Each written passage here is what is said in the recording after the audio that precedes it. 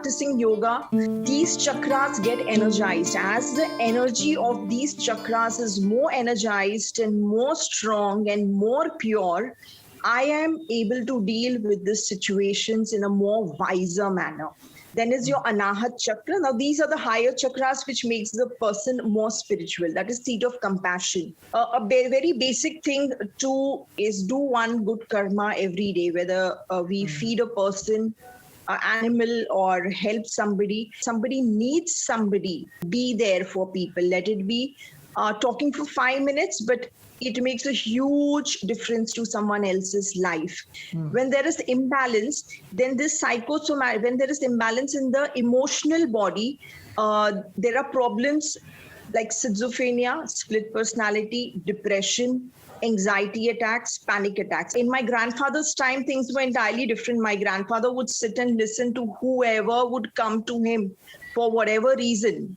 And that is what we are lacking. And that's the reason the cases of suicides and depressions. So get rid of these problems. Catch hold of yoga. It does wonders. So that is the Anahat, is developing your compassion with awareness. When then comes Vishuddhi, seat of expression. Mostly Anahat chakra is what the men go through. Is they get a sudden heart attack when there is too much of blockage in your heart chakra. That's what happens to a person. And men are taught not to express emotions. So that's the reason men get like a heart attack. So there's like a sudden volcanic eruption. Women express emotions.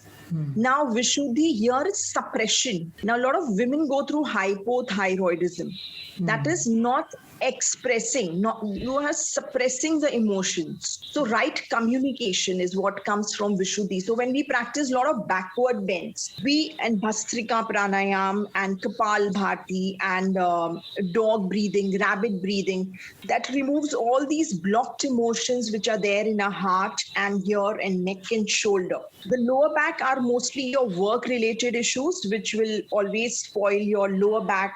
And neck, shoulder are relationship issues. So we need to express, talk, write, and always go and solve the problem with the person concerned. And then comes the Agnya Chakra, it is a seat of intuition. Now, as we go on balancing the lower chakras, automatically my Agnya Chakra, my seat of intuition, telepathy, how I deal with the situation, my intellectual, emotional capacity, that will go on increasing. And this will help me also to get in state of what Patanjali next says after Yam, Niyam, Asan is all these asanas will make us fit to sit and practice my pranayam, etc. for 1 hour, 2 hours.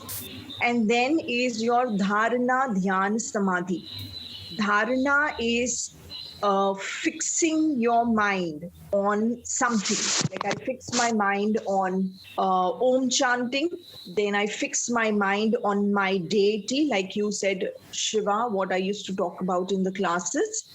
Then your guru, a burning flame, or whatever, you fixed your mind so that unnecessary thoughts, the negative, the depressive thoughts, the baggage of the past doesn't come and keep irritating me all the time. I release it out of my body. So that is dharana.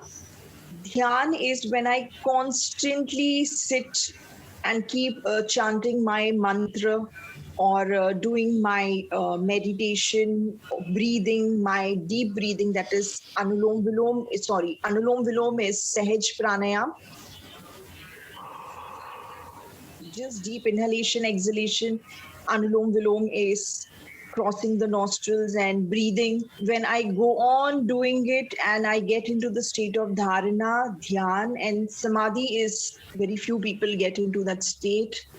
Again, there are states in samadhi where you're completely disconnected from the world, from thoughts, from all the negative emotions, and you're just one with God.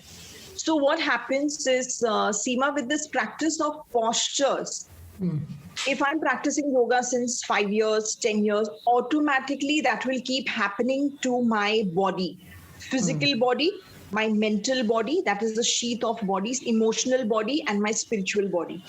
And I would really bet on that. Anyone who is sincerely doing yoga since 10 years, 15 years, or 20 years with proper breathing, whoever has done with proper focus on the breath, incoming and the outgoing breath. There is not a single human being who would say, I have not got more emotionally, spiritually evolved with yoga.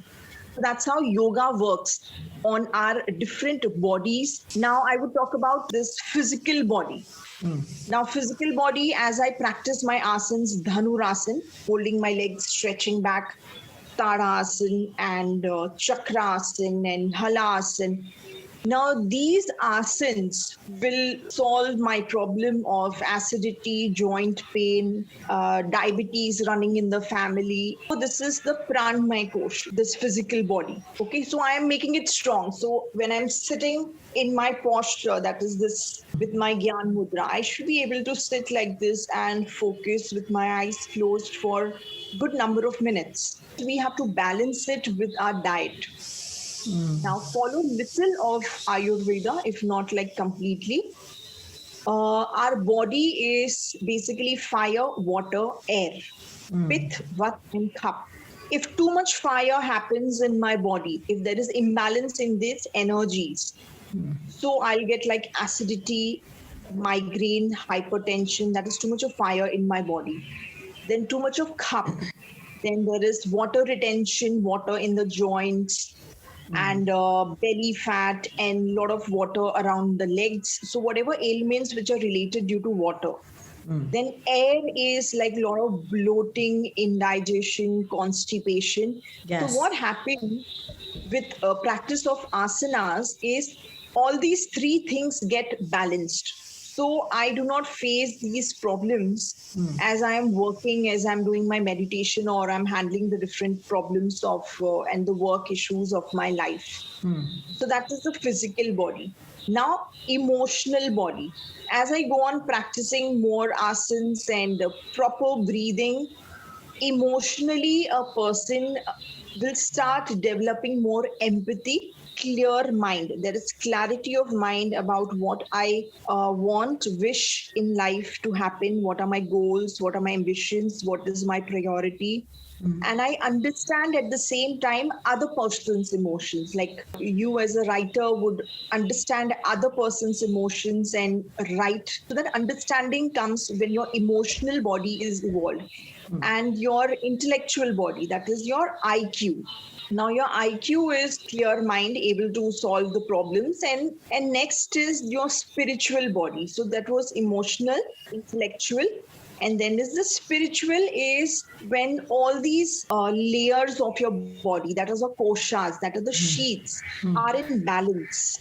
Of course, there is a higher force. Now, something like Corona sets in and the whole world is not able to deal with the things. So there is some higher forces making us go through these situations, inventing injections and taking precautions, and everybody is into cleanliness, everybody is into hygiene, and everybody is taking care of the immune system. So at the same time, the universe is also teaching us a lot of things. So the spiritual awareness is the higher force controls all the situations around us, and how do I act or react in a specific situation. Again, I would say anybody who is practicing yoga has evolved. Say somebody wants to start right now. It's never too late, is it?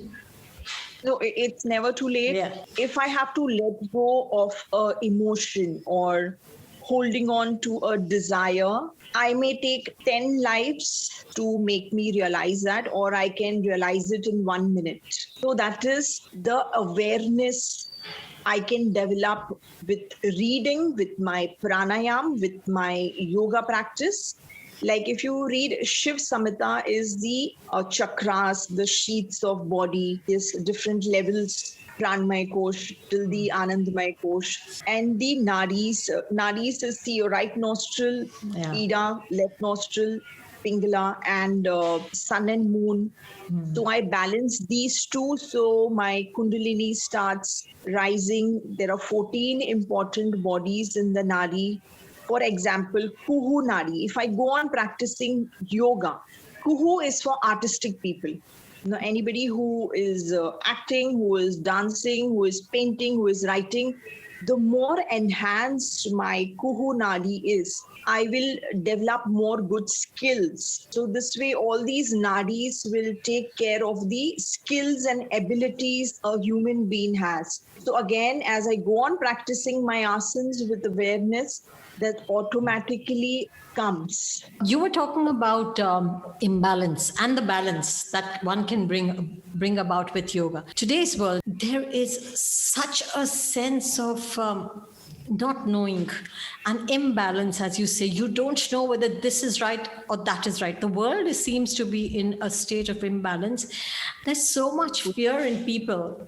Like you said, the COVID situation, people start panicking. And is it possible that the breaths then starts working against the body? So many people are going breathless out of fear and panic. So when a situation like this is happening right now, a person who is, say, in panic attack mode, in depression, how can they help themselves at that very instant?